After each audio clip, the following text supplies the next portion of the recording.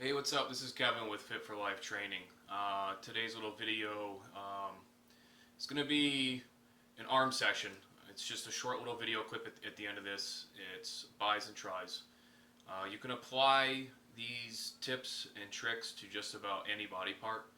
I get asked a lot about muscle stimulation, what to do to get the most growth out of any body part.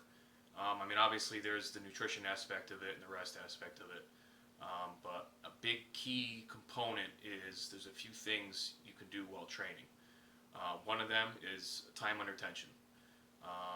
People tend to count reps, count weight, throw weights around, and they're not focusing on the muscle they're training, why they're training that muscle, what they're trying to get that muscle to do, and time under tension with that muscle is huge.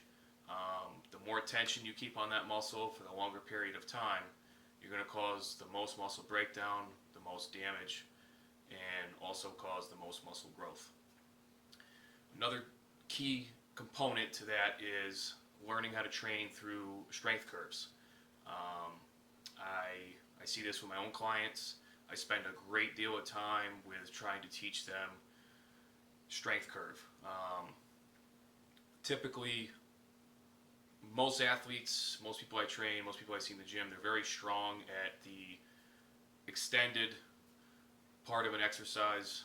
They're very weak at the shortest part of the exercise, the most contracted part of the exercise. It's just the way our bodies are designed, it's the way we're programmed. The way to work through that strength curve is you overload the particular muscle you're training at its most contracted point, where the muscle is at its shortest. Spend some time there. Really isolate there. How you can do this is by working with cables, working with elastic bands, working with drop sets and different angles. There's a short little video clip of me actually training arms. It's the first two exercises that I did. And you're going to see that the first one is tricep exercise on a cable machine. And the way that I can overload the muscle through the full range of motion is by stepping back off the cable machine. You see a lot of people working up very tight to the weight stack. I don't use a whole lot of weight. I think I was working with about 110, 120 pounds. And barbell curls I was doing afterwards, supersetting them. I was working with either 60 or 70 pounds. But you'll see with the cable exercise that I step back. I step back pretty far. And you're going to see that I'm not bringing my arms up as high because you can't. You're going to feel that tension on the cable. It's not going to allow you to without pulling your elbows forward. Keep that chest up. You're going to see that my chest is very high. My abs and my core are very tight. My body is hardly moving to no movement. Everything is off the elbow joint in the tricep. It's a mind-muscle connection. I'm really focusing on just that muscle pulling, nothing else. Pulling, get to the bottom of that exercise, squeeze that muscle hard as you can, hard contraction, come up slow, and keep it moving. It's time under tension. What I'm doing at that point is I'm working the hardest part of the exercise first. And then you're going to see that as I get fatigued and I tire out, I'm going to step all the way forward, close to that weight stack, and I can go full range of motion all the way up and full range of motion all the way down.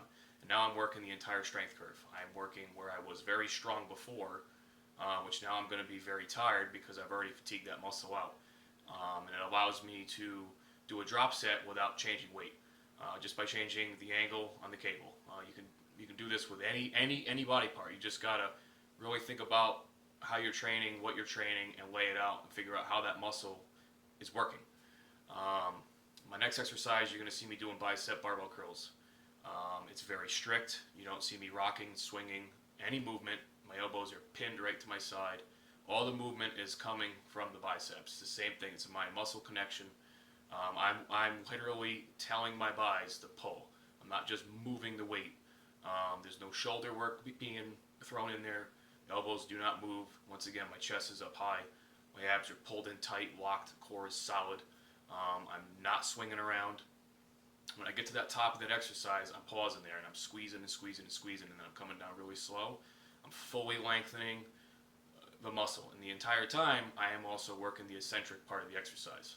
When I get to the bottom, you may not be able to see it in the video clip, but a fully lengthened muscle, the opposing muscle, needs to be contracted.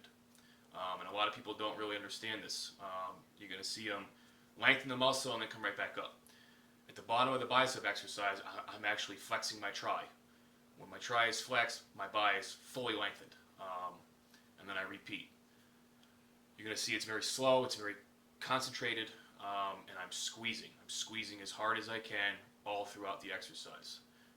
So try to apply these tips to everything. You can do it with legs, you can do it with back, you can do it with everything. Try using bands, try using cables, drop sets, but really focus on the concentric part of that, the shortened part of whatever you're training. That's where you want to work on, and then reverse it. So basically you're training where you were strong in the beginning, you're training that part last, and where you were weak in the end, you're training that first. It's a whole nother way to train. It's a whole other concept of training. People that have gotten to switch their thought pattern with how they train.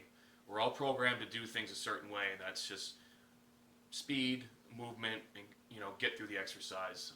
And when I can teach people, it takes some time. You got to spend some time there and work with it, play with it, until you really can get that mind-muscle connection. You feel that contraction. You're not just moving weight. I see way too many people in the gym throwing around tons of weight, and I've literally taken people that are benching 405 and throwing it around. I cut it down to 185 and I make them really squeeze, focus, target the chest muscle, pushing with the chest, not the arms, the shoulder, nothing else involved, and they fail out very fast. So try these tips, check out the video, and there'll be a ton more to come.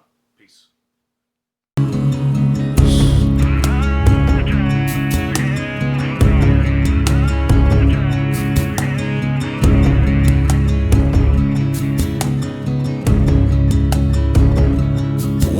The sky falls to the sea. I won't mind the cause in me. When the wind it burns through the trees, I won't cry for a dragonfly, fly dragonfly, fly dragonfly.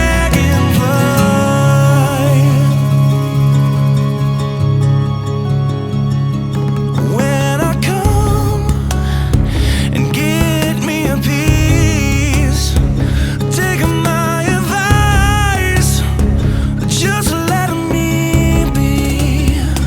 When the moon it turns black